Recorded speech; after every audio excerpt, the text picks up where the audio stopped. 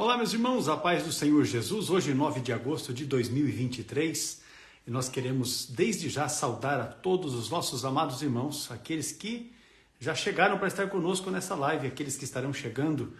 Deus abençoe a vida, a família de cada um dos nossos amados irmãos. Esta é a nossa aula de número 163, sempre com a participação do pastor Ciro Zibordi, que a partir já desde a live de número 162 da semana passada, começamos numa nova temática, as perguntas bíblicas gerais, e aí os irmãos já têm enviado diversas perguntas, e nós já tínhamos aqui selecionado uma quantidade delas, que são exatamente as que nós estamos utilizando aqui. Pastor Antônio, São José do Rio Preto, seja bem-vindo. Deus continue abençoando a vida dos amados.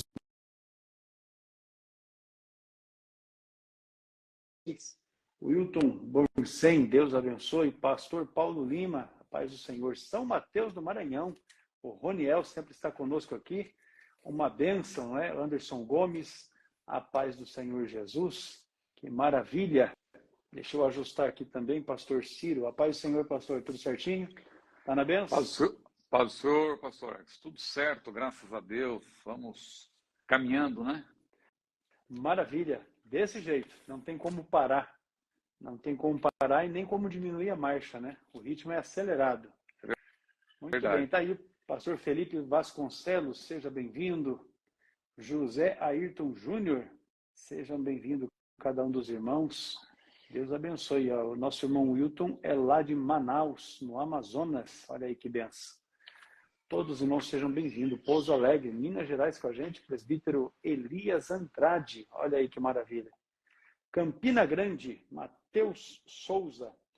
Pastor Ciro, diga lá, meu irmão, como é que estão os preparativos para a viagem para Israel? Aquele período abençoado que os irmãos terão contigo ali na Terra Santa, não é? Falando a respeito de escatologia bíblica em solo israelense. Olha aí que benção. Eu também estou na expectativa, aguardando mais informações, né? Por enquanto, nós só estamos divulgando o e-mail para as pessoas que desejarem demonstrar, que desejarem, assim, que quiserem, né? Se interessarem pela viagem. Se interessarem, né? Ainda não, eu não estou podendo falar de maiores detalhes porque o irmão Marcos Steiger, que é o diretor da chamada, ele me disse que a partir de agosto o site da chamada já estaria recebendo as informações. Mas como eu também estou ansioso para divulgar e tal, conversei com ele, então ele me forneceu aquele e-mail, que é o viagem@chamada.com.br, e quem desejar pode enviar já um e-mail com o nome e o telefone, né? Que eles vão entrar em contato. Já tem irmãos me perguntando sobre valores, eu também não sei, né? Estou realmente aguardando para saber aí maiores informações. Mas a única coisa certa é que se Jesus não voltar, e se Deus quiser, no início, nas 2 primeiras semanas de junho de 2025, nós vamos para Jerusalém e Galileia. Vai ser uma viagem inesquecível. Com certeza. Eu já até mandei um e-mail para lá e recebi o retorno do Marcos. Já tive um retorno dele no e-mail, já respondendo, né, a informação da minha pedido de informação, porém, no e-mail tem o texto dizendo que eu devo aguardar ainda alguns dias. Eu até faço ideia, né, porque nós estamos tendo um período de oscilação de taxa cambial, e isso influi diretamente em uma viagem para fora do país. Mas a gente vai ficar na guarda. Assim que divulgarem lá os detalhes, a gente vai estar se preparando, né, adequadamente. Conversei com a irmã Eliane para verificarmos a possibilidade. O mês de junho é, de fato, um mês que para a gente aqui no CETAD é bastante corrido, né? Junho e julho, ainda que sejam ali junho se aproximando do período de férias e julho, mês de férias, a gente tem as atividades que envolvem a escola, né? Mas nós vamos verificar o que a gente vai conseguir fazer. Vai ser vitória, em nome de Jesus. Tem que planejar. Eu deixei fixado aqui aos irmãos, aqueles que têm o desejo, o interesse de estar em Israel, especificamente ali em Jerusalém e nos arrabaldes, nos arredores de Jerusalém, para uma viagem acompanhado, tendo o pastor Ciro liderando, né, o grupo, falando dos eventos escatológicos nos próprios lugares onde acontecerão. Com certeza será uma benção. E como diz o pastor Wilton aí, ainda vai ter a oportunidade de pagar um café sem açúcar. Ele já tá com o cafezinho na mesa aí, né? Desse jeito aí, maravilha. Aí nós vamos tomar um cafezinho lá em Jerusalém. Não vai faltar oportunidade. Pois é isso aí, é só os irmãos estarem se organizando e fazendo o parcelamento, porque vai ter condições de fazer um parcelamento bem suave disso aí, e com certeza um grupo significativo de irmãos, né, estarão conosco lá para participar deste evento marcante, com certeza. Pois é isso, meu pastor. Vamos iniciar aqui a nossa pauta. Nós temos várias questões para a aula de hoje. Queremos louvar a Deus pela vida dos irmãos que já chegaram, não é? Que já nos saudaram aqui. Deus abençoe. Eu vi que os capixabas já chegaram também, os potiguar, irmão lá do Rio Grande do Norte. Deus abençoe os irmãos que já estão conosco aqui. Vamos para a primeira questão que foi levantada pelo Josias, olha aí, São João del Rei, Minas Gerais. Maravilha, cidade histórica, né? O Josias Luz, ele mandou aqui uma questão que tem a ver com a Arca da Aliança. Quando o Templo de Salomão foi destruído, a Arca da Aliança foi extraviada. Em Apocalipse 11:19, faz menção da Arca da Aliança. E a pergunta do Josias é se é a mesma arca. O texto de Apocalipse 11:19 diz assim: E abriu-se no céu o templo de Deus, e a arca do seu concerto foi vista no seu templo, e houve relâmpagos, e vozes, e trovões, e terremotos, e grande saraiva. Foi visto no céu, né? Isso, no céu. Então, o que nós podemos afirmar aí, respondendo essa pergunta, é que não é a mesma arca, né? Não pode ser a mesma arca, porque a arca e o tabernáculo, e posteriormente o templo, que existiram nos tempos veterotestamentários, são representações, na verdade, de uma dimensão que nós ainda não conhecemos de fato, né? Mas a Bíblia, o autor de Hebreus, quem lê Hebreus, tem vários versículos que nós podemos ler, várias passagens, mas não vamos ver para ganhar tempo, como Hebreus 9, especialmente versículo 14, Hebreus 8, versículos 16, o capítulo 9 tem outros versículos também, o capítulo 10, né? Tem aquele texto emblemático, tendo, pois, ousadia para entrar no Santo dos Santos, né? No santuário, pelo sangue de Jesus, pelo novo e vivo caminho que ele consagrou pelo véu, isto é, pela sua carne.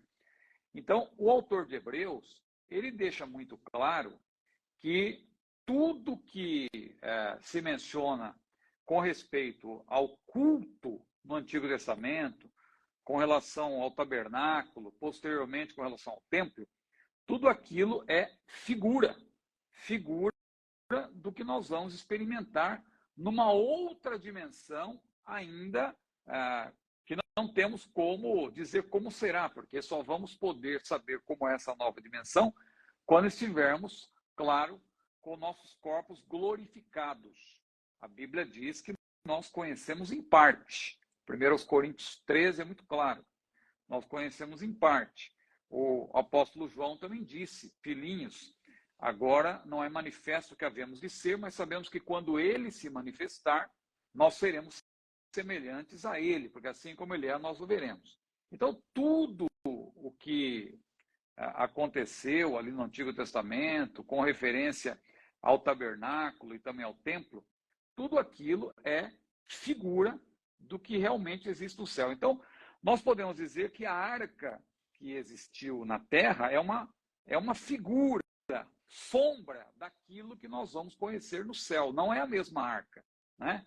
Claro que existe a lenda de que a arca foi preservada por Deus, ela desapareceu porque ela foi levada para o céu, mas Quem fala isso é porque acaba muitas vezes vendo o que está na Bíblia de maneira mística, né? E não entendendo que o que está no Antigo Testamento ali é simplesmente uma referência figurada, né? É simplesmente um tipo, vamos dizer assim, daquilo que nós vamos experimentar de fato, né? Então, veja, pelo que tudo indica, porque a Bíblia também não diz claramente o que aconteceu, mas pelo que tudo indica, esta arca teria sido destruída por ocasião da invasão do templo, a invasão de Jerusalém e a destruição do templo pelos babilônios em 586 depois de Cristo, conforme lemos lá em 2 Reis, capítulo 25, antes versículos... de Cristo. Eu falei depois de Cristo? É antes. Tudo bem, Antes, o pessoal vai entender, com certeza. Pelo que então, repetindo, 586 antes de Cristo. É isso aí. Né? Quando o exército babilônio, né? Pela terceira vez, porque, na verdade, Jerusalém já estava sofrendo ali várias investidas por parte do exército babilônio, mas em 586 foi quando o rei de Judá, que estava subordinado ao rei de Babilônia, se rebelou e se aliou ao Egito, né, o rei Zedequias, e aí Nabucodonosor resolveu destruir Jerusalém, destruir o templo, e tudo indica que em 586 a arca teria sido então destruída também, junto com o templo, né, porque o templo foi completamente destruído. Não há nenhuma menção de que a arca teria sido preservada. E a gente vê que quando o templo foi reconstruído, lá por ocasião quando Ciro, né, nós vimos até na semana passada, falamos alguma coisa sobre isso, quando Ciro emitiu aquele decreto e Zorobabel, naquela primeira leva, foi com um grupo, um grande grupo para Jerusalém, para reconstruir ali a cidade, reconstruir também o templo, não se menciona posteriormente que esse segundo templo tinha arca. Pelo contrário, o lugar santíssimo ficou vazio, né? Aí muitos sugerem, né? É uma lenda de que a arca estaria no céu e tal, e que esse texto de Apocalipse 11 é uma referência a essa arca. Não. Na verdade, o que eu vejo é que a arca do Antigo Testamento é uma figura da verdadeira arca, né, que está no céu, que nós vamos conhecer, e Apocalipse 11:19 então menciona a verdadeira arca. Aquela arca que estava aqui na terra é tão somente uma figura. Assim como também os animais que eram sacrificados nos tempos do Antigo Testamento, e o próprio sangue que o sumo sacerdote espargia lá no Santo dos Santos, no lugar santíssimo, tudo isso era uma figura da obra que Jesus ia realizar. E quando Jesus morreu, ele entrou, diz a Bíblia, ele penetrou lá no céu, e diz a Bíblia que ele foi lá para o lugar, a parte mais profunda do tabernáculo no céu, além do véu, diz a Bíblia. Não é? E ali também o autor de Hebreus diz que um lugar, a nossa casa, né, é uma casa não feita por mãos. A Bíblia fala até de Abraão e tal, que habitou em tendas com Isaac e Jacó, porque ele aguardava, né, uma outra habitação, uma casa e tal, que não é feita por mãos e tal. Tudo tem uma relação, né? Então, tudo que aconteceu no Antigo Testamento é sombra, é figura, é tipo daquilo que nós vamos conhecer no céu. Então, a arca da aliança do Antigo Testamento não é a arca que João viu no céu, e está registrado em Apocalipse capítulo 11, versículo 19. Maravilha, até porque se Deus tivesse conservado essa arca, seria um objeto de idolatria incontestável, né? Imagina. Pois é. Se coisa muito menos significativa já virou objeto de idolatria, você imagina a arca, aquela que trazia o testemunho, né? As tábuas da lei, a vara de Arão que havia florescido, né? Olha só, e também o maná, né? Tinha uma porção do maná.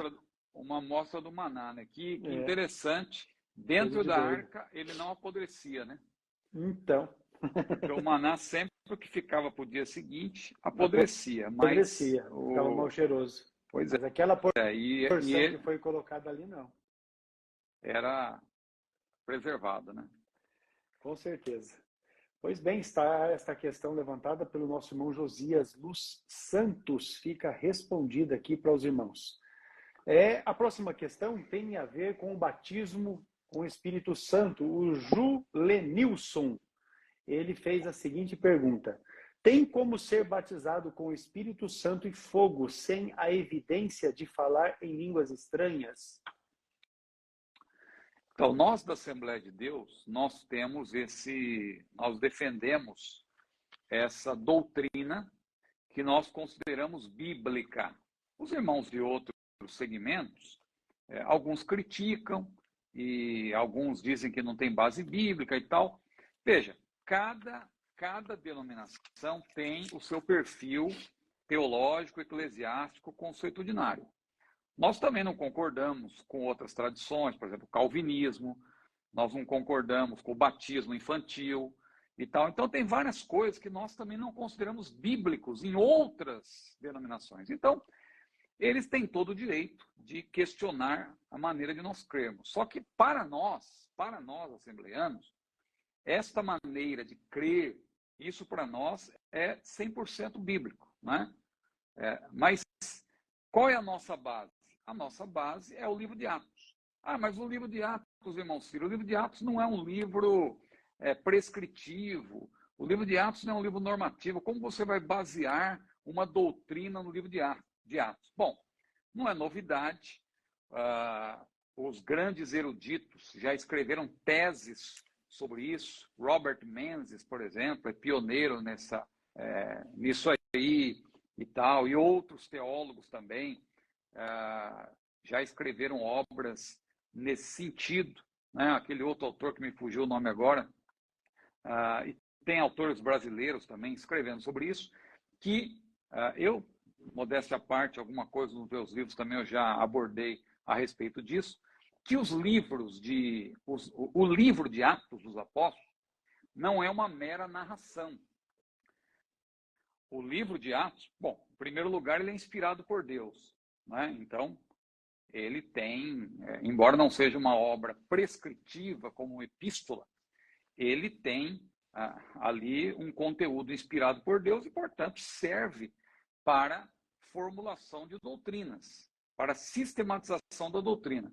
Inclusive, Lucas, né, nós temos defendido isso também, Lucas era um teólogo. Lucas não foi apenas um mero historiador ou narrador, né? Não que seja demérito ser historiador, mas além de historiador, além de ele ter apresentado uma obra historiográfica, ele, não somente biográfica, mas historiográfica, ele também era um teólogo.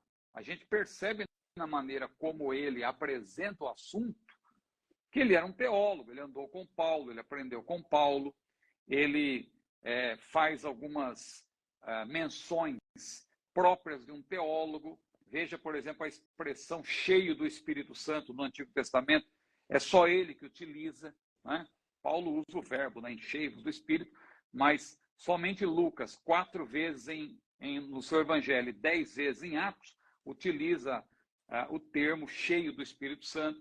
É ele quem interpreta o nome de Barnabé, que era filho ali, que no aramaico ele tinha um nome, né, mas Lucas interpreta dizendo que é Ruios Paraclésios, ou seja, filho, que na língua portuguesa ficou filho da consolação, ou filho da exortação e tal, mas esse termo no grego ele é um termo polissêmico, né?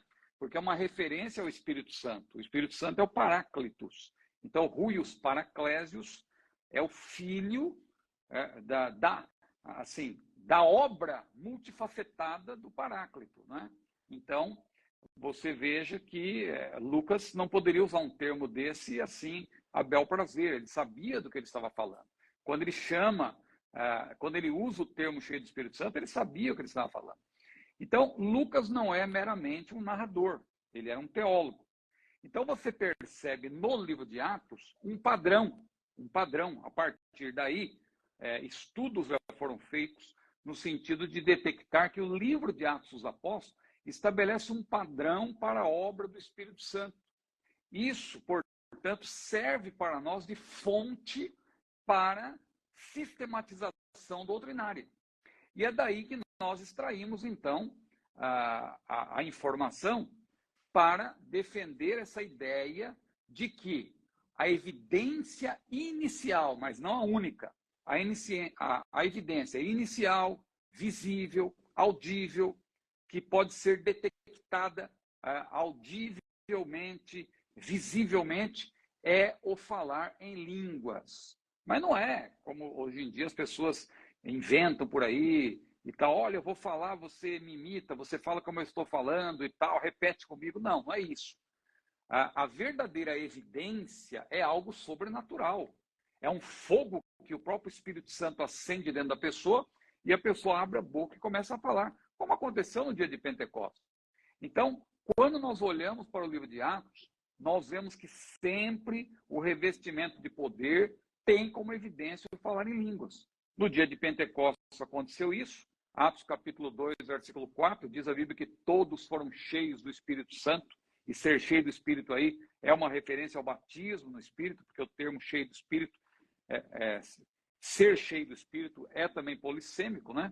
É um verbo também polissêmico aí no caso, mas aí significa ser revestido de poder, em cumprimento do que Jesus havia prometido, ficar em Jerusalém até que do alto sejais revestidos de poder.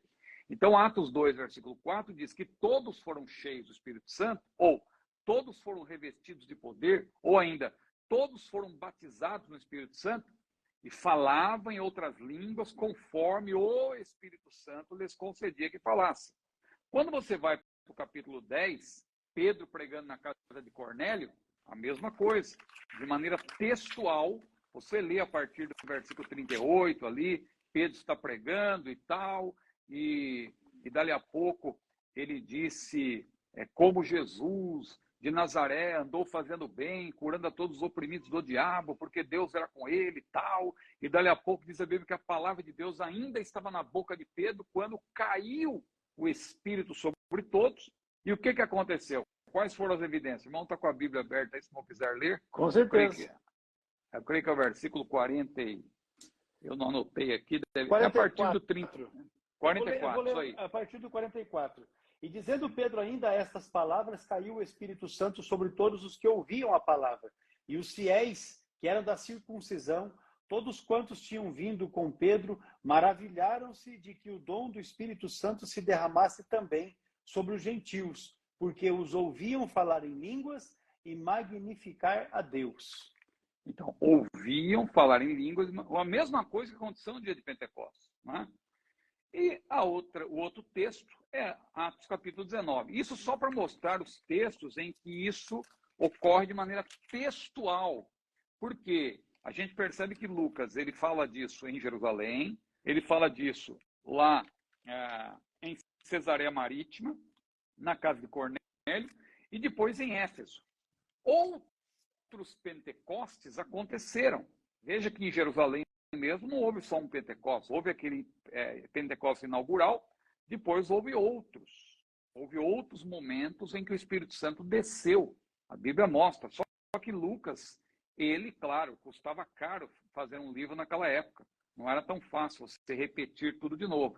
Então, você lendo com atenção Atos, você percebe que ele diz, olha, o que aconteceu agora foi exatamente como aconteceu na primeira vez. Então, ele não precisava repetir de novo. Quando você vai para o capítulo 10, ele faz questão de mencionar, porque ali já é outro lugar. Ali já foi algo que aconteceu ali merecia um destaque.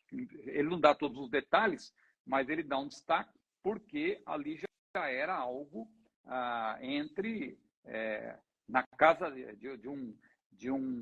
de alguém ali que era ligado ao Império Romano, ao governo romano e tal, em Cesareia Marítima, e depois também lá em Éfeso.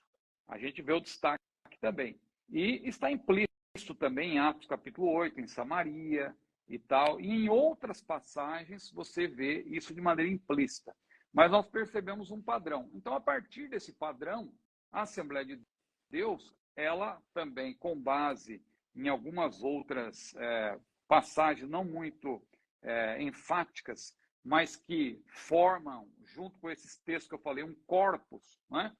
Porque a doutrina sempre se baseia num conjunto de textos. Então, os teólogos assembleianos, os teólogos pentecostais, de maneira geral, entendem que a evidência inicial e física, não a única, mas a evidência inicial é o falar em línguas. Por isso nós adotamos isso, está na nossa declaração de fé. Então, para você que é assembleiano, nós defendemos isso. Irmão Ciro, mas isso aí e tal, tem base mesmo? Bom, foi o que eu acabei de falar. Às vezes as pessoas hoje em dia, elas querem assim, um versículo e tal, que diga, por exemplo, olha, eis que a evidência inicial do batismo é tal. Não, você não vai encontrar isso na Bíblia. Mas, mediante o estudo, você consegue sistematizar. E isso, para nós, assembleianos, pentecostais, está muito claro nas páginas do livro de Atos, especialmente. Maravilha, glória a Deus. Só a passar aqui para os irmãos, porque eu verifiquei que tem alguns aqui que são novos. As questões que nós divulgamos para esta live são questões que nós já vemos desde o ano passado, né? Que os irmãos nos enviam. Todas as perguntas que são digitadas aqui nos comentários durante a live, elas ficam registradas. E aí, a partir destas perguntas, é que nós organizamos a pauta para as nossas aulas. Então, se você tem alguma pergunta, é só você escrever aqui nos comentários e elas serão devidamente catalogadas para as lives que virão. Tá joia? Prosseguindo aqui, então, o Ferreira, NJ Ferreira, pergunta assim, ó, por que Deus iria criar alguém para ser lançado no inferno se o que afasta o homem de Deus é o pecado? Bom, quem estuda a Bíblia como um todo, porque a Bíblia é análoga, né? A Bíblia explica a própria Bíblia. Quem estuda a Bíblia como um todo, estuda a Bíblia sabendo que ela é uma harmonia perfeita, que você encontra as respostas na própria Bíblia, claro, com a ajuda de dicionários, com a ajuda de comentários, tudo isso, essas ferramentas auxiliares são muito importantes, não é? Nós temos muitas ferramentas epistemológicas, ferramentas metodológicas, que nos auxiliam na interpretação da Bíblia. Mas a Bíblia em si, se você estudar a Bíblia de maneira correta, permitindo que a Bíblia interprete a si mesma, porque a Bíblia interpreta a própria Bíblia, porque essa é a verdadeira função do exegeta, né? Permitir que a Bíblia fale, que a Bíblia diga, né? Porque a Bíblia é a palavra de Deus. Então, não cabe a você fazer a Bíblia dizer o que você acha. Porque às vezes a pessoa se aproxima da Bíblia com alguns pressupostos, e não é errado ter pressupostos, o problema é quando os pressupostos contrariam a evidência, né? Veja, se a pessoa se aproxima da Bíblia, por exemplo, com o pressuposto de que Deus não existe. É um pressuposto completamente errado. Contraria a evidência, porque Deus existe. Agora, se você se aproxima da Bíblia com o pressuposto correto de que Deus existe, e ele de fato existe, de que a Bíblia é a palavra de Deus, ela de fato é a palavra de Deus, esse pressuposto, claro, ele lhe será benéfico, mas ele não pode contrariar a evidência. Se o pressuposto contraria a evidência, aí esse seu pressuposto vai te levar ao erro, né? Então, veja, quando nós lemos a Bíblia como um todo, estudamos a Bíblia, já ao longo dos anos e tal, a gente vai naturalmente formando na nossa mente alguns pressupostos. Então, quando eu olho para a Bíblia, já eu vejo essa pergunta, por exemplo, eu já tenho um pressuposto, qual é? De que Deus não criou ninguém para ser lançado no inferno, né? Por quê? Porque Deus é justo, Deus é amor, né? Tem vários atributos da deidade que nós conhecemos lendo a Bíblia. Então sabemos que Deus, de maneira nenhuma, criaria alguém só para lançar essa pessoa no inferno. Veja, nem o diabo Deus criou para lançar no inferno. Como assim, irmão Ciro? Mas a Bíblia não diz que o inferno foi preparado para o diabo e seus anjos? Sim, Deus ele não foi apanhado de maneira desprevenida. Deus sabe de tudo, Deus é presciente. Deus conhece o fim antes do começo. Deus sabia que Adão ia pecar. Deus sabia, antes disso, que o diabo ia se rebelar contra ele. Só que veja, Deus, quando criou os anjos e quando criou também a humanidade, Deus criou seres livres. Tem enfatizado isso aqui. Deus criou seres morais. Ora, um ser só pode ser imoral ou moral se ele, claro, for livre. E a priori Deus criou seres livres, seres que podiam tomar decisão. No caso do homem, por exemplo, ele foi criado numa condição especial, os anjos também, né? Só que os anjos, uma parte deles, diz a Bíblia, não guardou o seu principado, usou a sua liberdade para rebelar-se contra Deus. Mesmo sendo seres magníficos em poder, como diz a Bíblia, eles escolheram essa parte, que a Bíblia diz que é a terça parte, lá em Apocalipse capítulo 12, eles escolheram se rebelar contra Deus. Da mesma forma, Adão e Eva pecaram. O primeiro casal pecou. E a Bíblia diz que por um homem entrou o pecado no mundo e pelo pecado a morte. E por isso que todos pecaram. Porque Deus ali nivelou a humanidade. Deus poderia, na sua soberania, ter posto fim, digamos assim, ao projeto humanidade. Já que o homem fracassou, acabou, não vai ter mais continuidade. Só que Deus, na sua misericórdia, a Bíblia diz que ele encerrou a todos debaixo da desobediência ou debaixo do pecado, para com todos usar de misericórdia. Então veja, Deus fez com que todos nascessem ou fossem gerados já pecadores, porque o salmista disse, em iniquidade fui formado, em pecado me concebeu a minha mãe. O ser humano já ele é gerado em pecado, ele nasce pecador, porque o ser humano não é pecador porque peca, ele peca porque é pecador. Então, ele já tem o germe do pecado, por assim dizer. Então, ele, se permanecer no pecado, ele está fadado ao inferno, a ser lançado no inferno. Mas a Bíblia diz que Deus amou o mundo de tal maneira que deu o seu Filho unigênito para quê? Para que todo aquele que nele crer não pereça, mas tenha vida eterna. Então, a oportunidade de salvação é para todos. E a Bíblia diz que Deus quer que todos se salvem. Deus criou seres morais, Deus criou seres livres, e Deus quer que todos se salvem. Agora, ninguém é obrigado a ser salvo.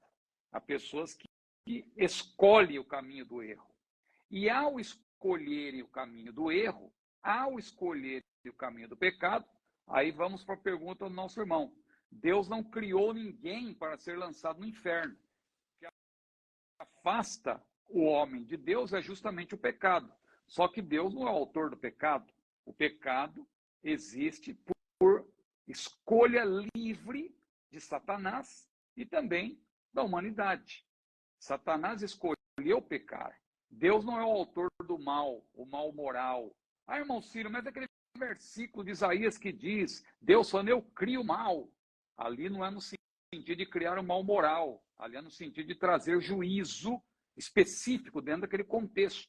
Deus dizendo que traria juízo, traria o mal no sentido de juízo. Mas não é que Deus é o criador do mal. O mal moral, o criador do mal é Satanás. Os criadores são aqueles que se rebelaram contra Deus. Satanás e os anjos caídos e a humanidade também que fracassou, é aí que está o mal moral. E Deus, por ser justo, ele não pode compactuar com o mal, ele não pode compactuar com o pecado, ele não pode compactuar com o erro. Por isso ele enviou o seu filho que foi morto desde a fundação do mundo, diz a Bíblia, ou seja, ele é o cordeiro que foi oferecido para o único justo morrer no lugar dos injustos. Ele deu a sua vida pelos injustos, ele veio para morrer pelos injustos, para que todos tenham oportunidade de salvação. Agora, se o ser humano preferir permanecer no pecado e não quiser se arrepender, ao fim e ao cabo, ele está indo para o inferno por quê? Porque ele escolheu isso. Não é que Deus decretou que aquela pessoa ela vai para o inferno, mesmo antes da fundação do mundo, Deus já decretou, como alguns irmãos de outra tradição creem assim. Não. A Bíblia diz claramente, lá em Apocalipse capítulo 21, versículo 8, quanto aos tímidos, aos incrédulos, aos abomináveis, e aos feiticeiros, aos fornicários, aos idólatras e aos mentirosos, a sua parte será no lago que arde com fogo e enxofre, o que é a segunda morte. Então, a Bíblia explicita, a Bíblia especifica claramente quais são os pecados cometidos, né? Demonstrando que esse pecador, que já nasce pecador, ele, claro, ele é um praticante natural de pecados atuais, porque ele tem o pecado dentro de si, ele tem uma natureza adâmica, e ele só pode prevalecer sobre essa natureza adâmica, ele só pode dominar essa natureza caída se ele for salvo em Cristo, não é? Porque quem é salvo, a Bíblia diz claramente, o pecado não terá domínio sobre vós. Paulo falou. Então, nós podemos vencer em Cristo.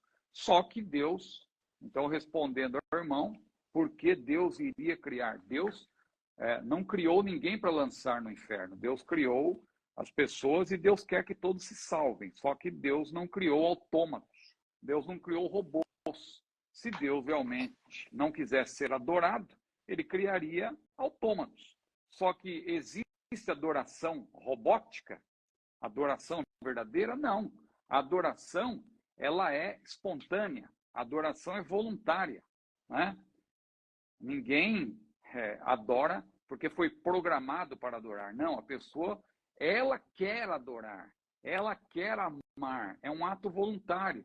A mulher também, usando aqui outra força de expressão, quando a Bíblia fala da submissão da mulher, né, ao homem, a mulher, ela só pode submeter-se ao homem voluntariamente. Porque se o marido, por exemplo, colocar uma arma na cabeça dela e dizer, me obedeça, você tem que ser submissa, isso já não é mais submissão, isso é tortura, isso é violência contra a mulher. A verdadeira submissão só existe porque ela é, na verdade, voluntária. A própria mulher, sendo amada pelo marido, ela age dessa maneira. Da mesma forma, por isso que a Bíblia diz que a mulher submete-se ao marido, assim como a igreja se submete a Cristo. E lá em 1 Coríntios 11, Paulo também disse que Deus é a cabeça de Cristo, Cristo é a cabeça do homem e o homem é a cabeça da mulher. Veja como é um argumento teológico, não é um argumento ideológico, cultural, é um argumento teológico. E aí já fica o gancho para quem está estudando a lição da escola dominical. Mas o que eu queria dizer é o seguinte, é que a adoração, o amor e vários outros sentimentos, outras virtudes, elas só podem existir de maneira voluntária, não de maneira robótica, porque se fosse robótico já não seria adoração. Então Deus não criou robôs, Deus não criou autômatos, Deus criou seres livres, que teriam a oportunidade de permanecer adorando a Deus livremente ou não. Por isso que Deus falou para Adão e Eva, ora, vocês podem comer de tudo que está aqui no jardim, exceto daquela árvore, da ciência do bem e do mal. Ou seja, ali estabeleceu-se claramente qual era o limite.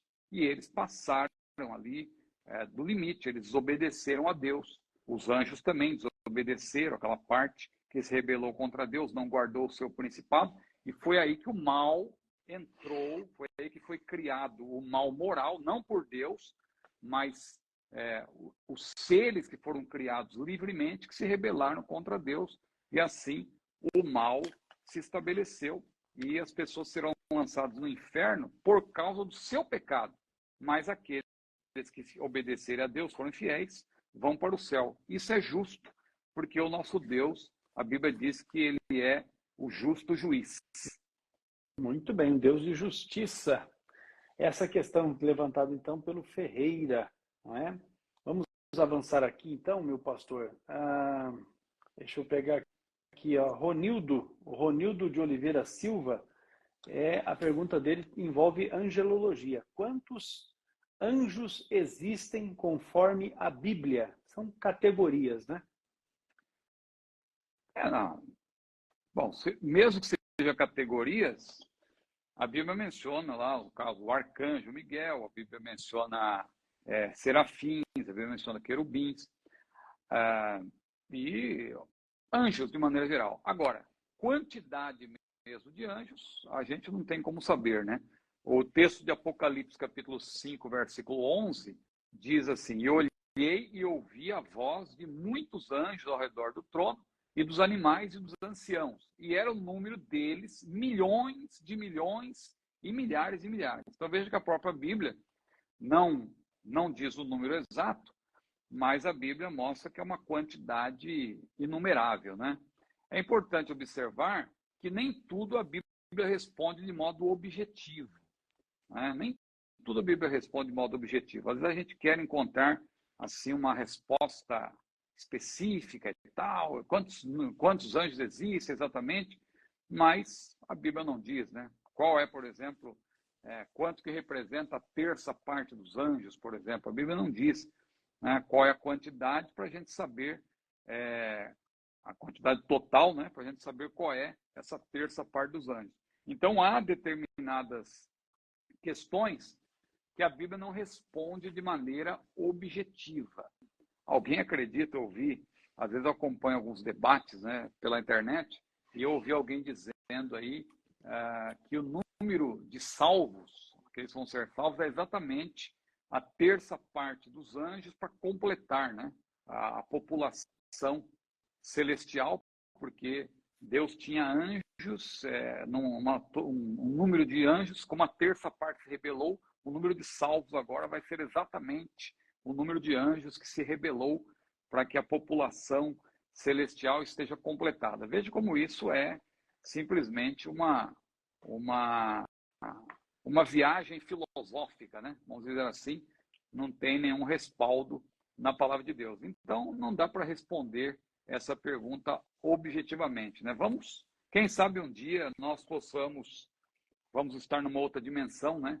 E aí, não sei se isso vai ser tão importante, mas talvez saibamos lá na glória o número exato, né, dos anjos. Com certeza. Mas a turma inventa coisa, né? Pois é. Desse jeito aí. Mas vamos lá, então. Deixa eu ver aqui. Shemolan. A pergunta envolve o livro histórico. Por que Jezabel se enfeitou de maneira extravagante?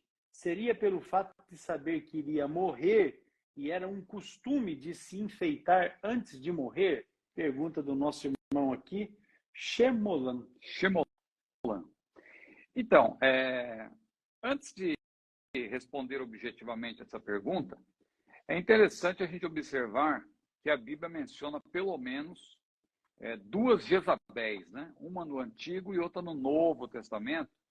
E às vezes eu percebo que alguns irmãos confundem uma com a outra ou tentam relacionar uma coisa com a outra, como se aquilo que Jesus disse para aquela igreja em que havia uma mulher chamada Jezabel, aquilo era algo espiritual e tal, ou que aquele nome daquela mulher era, na verdade, Jesus adjetivou daquela forma.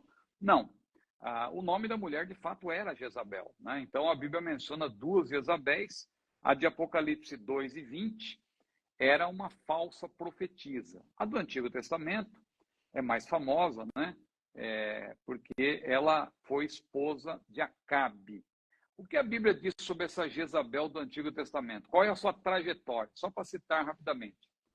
Ela entra em cena quando Acabe, rei de Israel, que estava completamente desviado dos caminhos do Senhor, a Bíblia diz que ele andou nos pecados de Jeroboão, ele toma para si essa mulher, Jezabel, que era filha de Etbaal, né? Etbaal, que era o rei dos Sidônios. Os Sidônios adoravam Baal. O principal deus para eles era Baal. Por isso, inclusive, o próprio Acabe, ele também foi, diz a Bíblia lá em 1 Reis, capítulo 16, ele serviu Baal e o adorou, né? Jezabel não somente era adoradora de Baal, mas ela também exterminava, o texto de 1 Reis, capítulo 18, não vamos ler aqui para ganhar tempo, diz que ela exterminava os profetas do Senhor, e só não exterminou mais porque um homem de Deus chamado Obadias, a Bíblia diz que ele tomou 100 profetas e de 50 em 50 escondeu numa cova, né? E o sustentou, diz a Bíblia, com pão e água. Elias, então, entra em cena, o profeta de Deus Elias, e ele desafia os profetas de Baal, que eram sustentados justamente por Jezabel. Aquela batalha histórica lá no Monte Carmelo, né? E diz a Bíblia que os profetas de Baal e Azerá, eles foram derrotados, desceu fogo do céu e tal, e os consumiu. E quando isso aconteceu, Jezabel ficou sabendo, ela ficou ali revoltada, indignada e ameaçou Elias. Assim me faça os deuses de outro tanto, se amanhã Elias não estiver como um destes. Então ela ameaçou Elias. Elias, como homem, teve ali um momento de fraqueza, fugiu, mas Deus falou com Elias, nós conhecemos bem, é uma passagem muito conhecida. Depois, já vemos Jezabel no capítulo 21 de 1 Reis, consolando Acabe, que queria lá a vinha de Nabote, e Nabote não queria ceder a herança que ele tinha recebido. Jezabel, então, anima Acabe e o convence de que Nabote deveria ser morto. E ele acaba sendo morto, a Bíblia diz, por apedrejamento. Ali foi um ato injusto da parte de Acabe, né, que foi conivente com a sua mulher. E então o que aconteceu? Elias profetiza que Jezabel seria morta também dentro dos muros de Jezreel. E os cães a devorariam. Né? Tudo isso está lá em 1 Reis, capítulo 21. Porque Jezabel era pior do que Acabe, porque Acabe era ímpio, mas Jezabel, além de ímpia, incitava Acabe para o mal. A gente vai então já para o segundo livro de Reis, e um jovem profeta, amando de Eliseu, sucessor de Elias, unge Jeú para ser o rei de Israel e ordena: olha, você tem que ferir a casa de Acabe, para que vingue a mão de Jezabel, da mão de Jezabel, o sangue dos servos de Deus que foram derramados. E os cães vão devorar Jezabel no campo de Jezreel, como profetizou ali o profeta Elias. Então, Eliseu confirmou a profecia, o jovem amando de Eliseu, que foi lá ungir Jeú, transmitiu essa ordem e Jeú cumpriu. Acasias, rei de Judá, e Jorão, rei de Israel, foram até o encontro de Jeú para tentar um acordo de paz ali e tal, mas Jeú respondeu: que paz, enquanto perduram as prostituições de tua mãe Jezabel e as suas muitas feitiçarias, né? Diz lá 2 Reis, capítulo 9, versículos 21 e 22.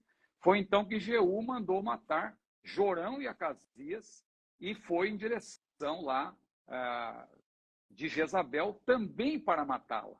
E quando ele estava chegando, diz lá 2 Reis, capítulo 9, versículos 23 a 37, aí chegamos finalmente na resposta da pergunta do nosso irmão. Jezabel então se pintou em volta dos olhos, enfeitou a cabeça e olhou pela janela.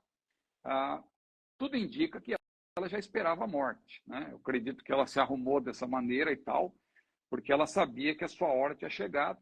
E a Bíblia tem a descrição ali, uma descrição terrível no fim do capítulo 9 de 2 Reis, como ela foi morta, ela foi arremessada e tal, e quando caiu ainda veio alguém lá para matá-la e tal, e depois Jeú até mandou que ela fosse sepultada, mas quando foram lá para sepultá-la, os cães já tinham devorado. Quando fala de cães aqui, inclusive, é bom dizer que não é o cãozinho doméstico, como a gente conhece hoje, era aqueles animais selvagens, né, que havia lá no deserto e tal, e destruíram Jezabel. Todo o corpo de Jezabel e tal, e comeram suas carnes, foi algo terrível, não teve como sepultar, né? Mas porque ela era perseguidora dos profetas de Deus. Então, o texto não diz especificamente, mas por toda a narrativa, da maneira como o texto se apresenta, eu acredito que ela estava, sim, ali naquele momento, quando ela se enfeita, se prepara, ela estava esperando ali que tinha chegado o seu momento, né? Maravilha, maravilha. Está aí, então, a questão que foi levantada pelo nosso irmão. Aqui na descrição é Xemolã, mas imagino que deve ser uma junção de nome com sobrenome, enfim, porque é diferentão, né? Pois vamos lá. A Silvana também faz aqui um levantamento, e essa questão é uma questão bastante importante, porque nós temos outros irmãos que também têm essa mesma dúvida. Quem são os espíritos para os quais Jesus pregou em prisões na sua morte, cujo texto faz referência à primeira epístola de Pedro, capítulo 3, e versículo 19. Então, é importante a gente não ler só o 19, né? Vou pedir, se o irmão puder ler, por gentileza. Com certeza. A perícope aí, não é o conjunto de versículos que dá um sentido completo. Eu creio que seria bom lermos os versículos 18 a 20, né? 1 Pedro, capítulo 3, 18 a 20. Porque também Cristo padeceu uma vez pelos pecados, o justo pelos injustos, para levar-nos a Deus, mortificado, na verdade, na carne, mas vivificado pelo Espírito, no qual também foi e pregou aos espíritos em prisão, os quais em outro tempo foram rebeldes, quando a longanimidade de Deus esperava nos dias de Noé, enquanto se preparava a arca, na qual poucas, isto é, 8 almas, se salvaram pela água. Então, uma primeira coisa que a gente tem que fazer, eu reconheço que não é fácil interpretar esse texto, mas a primeira coisa que nós temos que fazer é estudar a perícope, esses 3 versículos. Depois, é importante também nós recorrermos a passagens paralelas, passagens que tratam do mesmo assunto, que é dentro das próprias epístolas de Pedro, na segunda carta, capítulo 2, versículo 4, e também na epístola de Judas, versículo 6, a gente vai encontrar um paralelismo aí, não somente de palavras, mas, sobretudo, de ideias, né? E aí, a pergunta da nossa irmã, né? Como que é? Silvana. A pergunta da nossa irmã, Silvana, é quem são os espíritos? Mas eu traria aí também, eu agregaria mais 2 perguntas. Eu acho que vamos responder 3 perguntas, que uma vai ajudando a responder a outra. Então, a pergunta que a nossa irmã faz é quem são?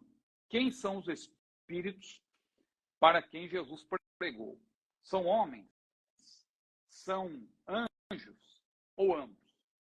Homens são anjos ou ambos, né? Apesar da referência aos seres humanos antediluvianos, ali pelo contexto como leu, menciona-se ali aqueles que nos dias de Noé foram rebeldes, né? Claramente é uma referência às pessoas, aí não é uma referência a anjos. Então, por essa passagem, você pode já, de maneira apressada, chegar à conclusão de que são homens. Mas, apesar dessa referência aí, eu penso, e aqui é uma resposta que eu vou dar, mas eu preciso responder as outras perguntas para voltar nessa, mas eu penso, já antecipando a resposta, que Jesus pregou não somente a homens, ele pregou também a anjos. Por quê? Aí vamos à próxima pergunta. A próxima pergunta é a seguinte: onde Jesus esteve? Porque aqui também é uma questão importante, porque se nós chegarmos à resposta de onde Jesus esteve, nós poderemos também responder a quem Jesus pregou. E aí uma terceira pergunta é em que consiste essa pregação de Jesus? Porque se Jesus pregou, a mente da pessoa já começa a trabalhar, então quer dizer que existe salvação após a morte? Jesus foi lá para evangelizar? Jesus foi lá para pregar o evangelho? Então veja como a questão é complexa. Onde Jesus esteve? Jesus esteve no Hades, onde estão os espíritos das pessoas mortas. É o Hades, né, que a Bíblia descreve. Ou Jesus esteve no Tártaro, no grego Tártaro, que é o lugar que, de acordo com Judas, versículo 6, o texto de Judas, versículo 6, diz que aos anjos que não guardaram o seu principado, mas deixaram a sua própria habitação, reservou na escuridão e em prisões eternas. Aliás, não em Judas, que menciona o Tártaro, é 2 Pedro. 2 Pedro 2:4 diz, Deus não perdoou aos anjos que pecaram, mas havendo-os lançado no inferno, o termo inferno aí, no grego, é tartarou, né? Que é uma referência ao lugar onde esses anjos, essa parte dos anjos que não guardou seu principado, Deus é soberano, nós não entendemos muitas vezes o porquê de uma parte ficou aprisionada e outra parte está a serviço de Satanás, mas o fato é que uma parte dos anjos ficou aprisionada nesse lugar chamado Tártaro, no grego Tártaro, não é? Então, veja, se a Bíblia menciona que os anjos estão presos, o próprio Pedro diz que os anjos estão presos no Tártaro, né, no Tártaro, e também Judas diz que os anjos não guardaram o seu principado, mas deixaram sua própria habitação, reservou na escuridão em prisões eternas até o juízo daquele grande dia, eu chego à conclusão, analisando essas três passagens, 1 Pedro 3, 18 a 20, 2 Pedro 2, versículo 4, e Judas, o único capítulo de Judas, versículo 6, eu chego à conclusão de que Jesus não foi apenas ao Tártaro e nem apenas ao Hades. Jesus foi à região que, tudo indica, ele passou pelo Tártaro e pelo próprio Hades. Ele passou pelo lugar onde estão os anjos que se rebelaram contra Deus e também o lugar onde estão os homens, os seres humanos que se rebelaram contra Deus. E ele foi ali para pregar. Agora, em que consiste, né, essa pregação? É aí que nós precisamos também de uma resposta, porque a analogia geral da Bíblia não nos permite afirmar que Jesus foi ali para pregar, por exemplo, e fazer um convite. Quem gostaria, olha, eu estou aqui, quem gostaria de entregar-se a mim e crer em mim, é uma segunda oportunidade. Vocês se rebelaram lá no tempo de Noé, ou nos tempos lá do Antigo Testamento, mas agora vocês vão ter uma nova oportunidade. Não. Ali, a analogia geral da Bíblia mostra que isso é impossível. Então, até porque a Bíblia diz que os homens estão ordenados a morrer uma vez e depois disso o juízo. Então, eu creio que Jesus ali foi anunciar a sua vitória sobre a morte e as consequências do seu triunfo. E aí nós já vemos uma conexão, veja que parece que alguém olhando assim, parece que é algo que a gente está construindo, mas teologia se faz assim. Você encontra conexões entre as passagens. Então, se nós nos lembrarmos de Efésios capítulo 4, a Bíblia diz que Jesus, subindo ao alto, levou o cativeiro e deu dons aos homens. O Hades, hoje, é a habitação dos ímpios. Mas nos tempos do Antigo Testamento, Lucas, no capítulo 16, ele deixa claro que o Hades era a habitação dos mortos, e justos e ímpios estavam no Hades, mas havia um abismo separador. De um lado estavam os ímpios, e de outro lado estavam os justos, que eram consolados. É aquela história de Rico e Lázaro, que está lá em Lucas capítulo 16.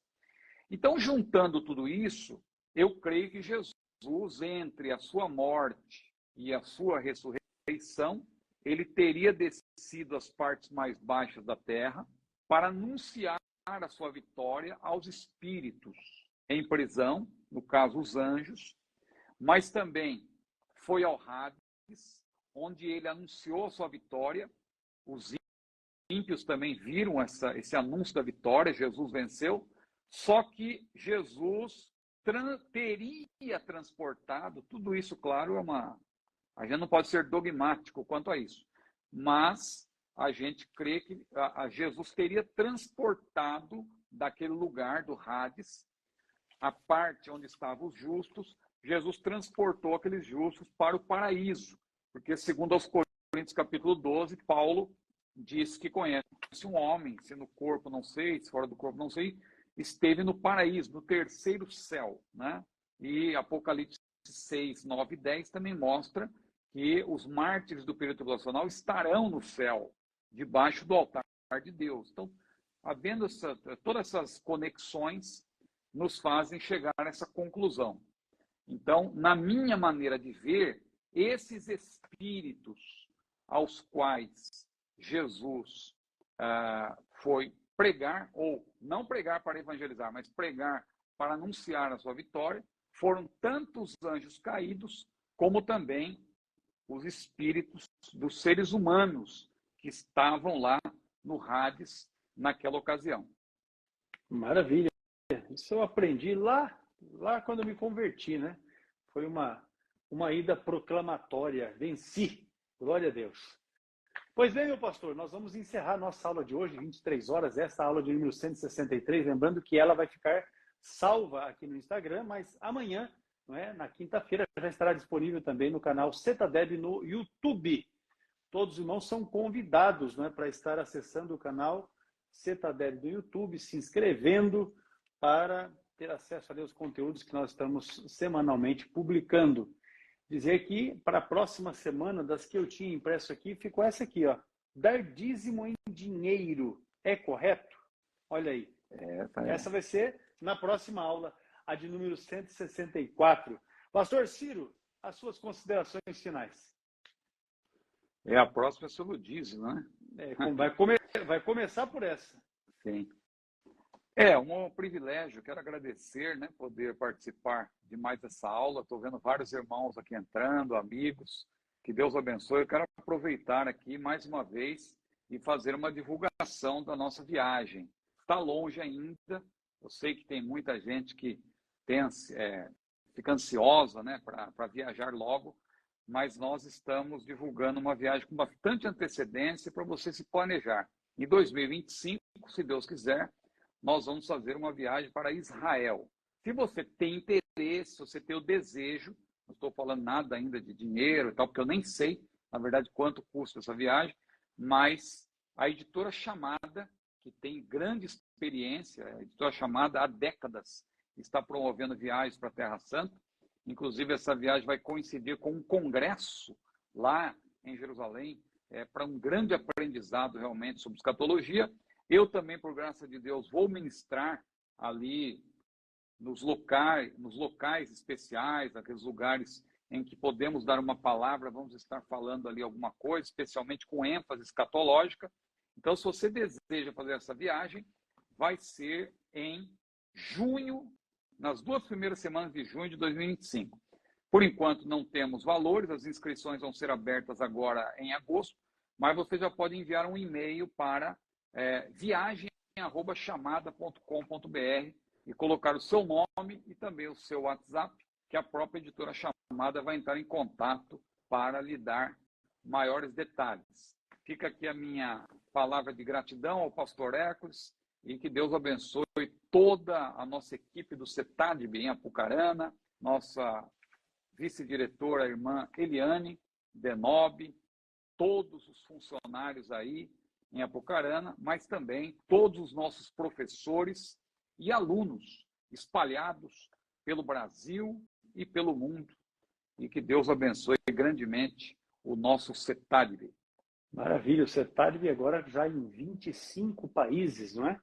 Com os cursos de Deus. teologia de nível básico, médio, avançado, bacharelado em teologia e cursos para formação e capacitação ministerial. Você pode tirar um print da tela. Eu deixei fixado aqui nos comentários o site, não é, do Cetadeb, para que você possa estar interagindo conosco. Acessando o site, você vai ter ali o link para poder acessar e falar com os nossos atendentes através do WhatsApp. Mas tem também endereço de e-mail, tem tudo ali. Aqui na bio também você encontra ali um link para acessar todos os nossos contatos. Queremos agradecer a todos os irmãos que estiveram conosco até este momento, desejar que Deus continue abençoando a vida de vocês. Lembrar que o pastor Moisés Cecílio da Silva está conosco aqui, chegou pela madrugada aqui no Paraná, ele com a família estão conosco aqui em casa. Aqui fica fácil, meu irmão.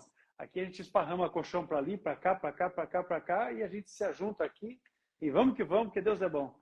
Maravilha. Maravilha, hein? Um abraço, pastor Ciro. Transmite a nossa saudação para nosso grande amigo, o pastor Moisés Cecílio. Vamos compartilhar com eles aqui, sim, em nome de Jesus. Um abraço. Deus abençoe, meu pastor, na paz do Senhor. Amém.